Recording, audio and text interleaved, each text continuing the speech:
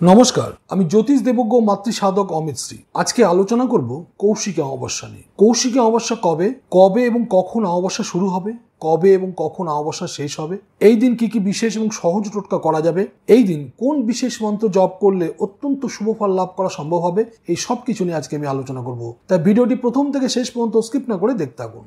আমাকে যারা ইউটিউবে দেখছেন তারা আমার চ্যানেলটিকে সাবস্ক্রাইব করুন এবং পাশে থাকা বেল আইকনটি টিপে দিন। আর যারা আমাকে ফেসবুকে বা ইনস্টাগ্রামে দেখছেন, আমার ফেসবুক বা ইনস্টাগ্রাম পেজ ফলো করুন, লাইক করুন। ফিরে আসছি মূল আলোচনা।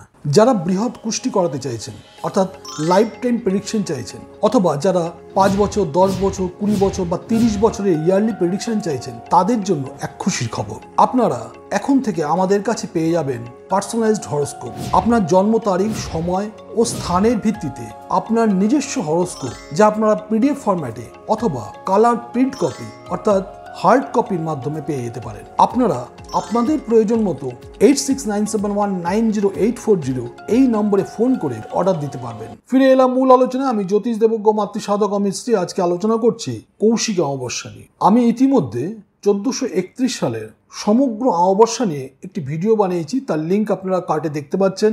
আপনারা অবশ্যই ভিডিওটি দেখে নিন। এছাড়াও আজকে আমি আপনাদের বলবো শুধুমাত্র কৌশিকী অমাবস্যার সময়সূচি নিয়ে। কৌশিকী অমাবস্যার তিথি শুরু হবে 15ই ভাদ্র 1431 রবিবার, ইংরেজি 2রা সেপ্টেম্বর 2024 সোমবার, শেষ রাত্রি 5টা 7 মিনিট থেকে, এবং এই কৌশিকী অমাবস্যার তিথি শেষ হবে 17ই ভাদ্র 1431 মঙ্গলবার, ইংরেজি 3রা সেপ্টেম্বর 2024 মঙ্গলবার সকাল 6টা 31 মিনিট পর্যন্ত এই তিথি থাকবে। এখানে একটা জিনিস বলে রাখি, 15ই ভাদ্র হলো 1লা সেপ্টেম্বর, 2রা সেপ্টেম্বর নয়। কিন্তু এখানে আমি 2রা সেপ্টেম্বর এই কারণে বললাম, রাত 12টার পর ইংরেজি তারিখ চেঞ্জ হয়ে যাচ্ছে, তাই 2রা সেপ্টেম্বর হয়েছে। আপনাদের যাতে বুঝতে অসুবিধা না হয় সেই কারণে এই তথ্যটি আমি আপনাদের দিয়ে রাখলাম। কৌশিকী অমাবস্যার দিন শুম্ভ নিশুম্ভকে বধ করার জন্য দেবীর আবির্ভাব হয়েছিল। এই গল্পটি আপনাদের সকলেরই জানা। এই পৌরাণিক কাহিনীটি যদি আপনাদের জানতে হয়, তাহলে আমার ভিডিওর লিঙ্ক আপনারা এখানে দেখতে পাচ্ছেন, আপনারা সেখান থেকে দেখে নিতে পারবেন। এই দিন নিজের হাতে যদি একটি জবার মালা, 108টা জবার একটি মালা তৈরি করে এবং 108টি বেলপাতার একটি মালা তৈরি করে মাকে পরাতে পারেন, তাহলে জীবনের সকল সমস্যা অতি অনায়াসে মিটে যাবে। এই কাজটি আপনারা করতে পারলে প্রভূত আর্থিক উন্নতি লাভ করতে পারবেন। আপনারা সকল কাজে জয়লাভ করবেন।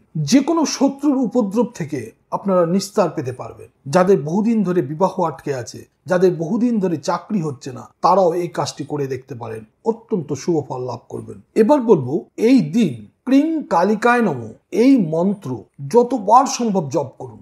যদি সম্ভব হয় 10,000 বার করুন, একান্তই সম্ভব নয় 1008 বার করুন, তাও যদি না পারেন তাহলে 108 বার করুন, কিন্তু মন্ত্রটি অবশ্যই জপ করুন। এই মন্ত্রটি জপ করলে প্রভূত শক্তি লাভ করা সম্ভব হবে। যে কোনো সমস্যার সঙ্গে লড়ার শক্তি আপনারা পেয়ে যাবেন। আটকে থাকা নানা কাজ অনায়াসে হয়ে যাবে। এই মন্ত্রটি অত্যন্ত শক্তিশালী, তাই যতবার সম্ভব এই শুভ দিনে যদি আপনারা জপ করতে পারেন, তাহলে অত্যন্ত শুভ ফল লাভ করবেন। যেহেতু কৌশিকী অমাবস্যার এক বিশেষ মুহূর্তে স্বর্গ এবং নরকের দ্বার খুলে যায়, এই শুভক্ষণে ক্রিং কালিকায় নমঃ এই মন্ত্রটি বহু সময় ধরে যদি জপ করতে পারেন, কোনো না কোনো সময় হয়তো সেই শুভ মুহূর্তের মধ্যে আপনার মন্ত্র জপের সময় মিল হয়ে যেতে পারে। তাহলে আপনিও পেয়ে যেতে পারেন মা কালীর পরম আশীর্বাদ, এবং এর শুভ ফল হিসেবে আপনার জীবনের সকল দুঃখ, দুর্দশা, কষ্ট নিমিষে মিলিয়ে যাবে। এই শুভক্ষণটিকে কখনোই হাত থেকে বেরিয়ে যেতে দেবেন না।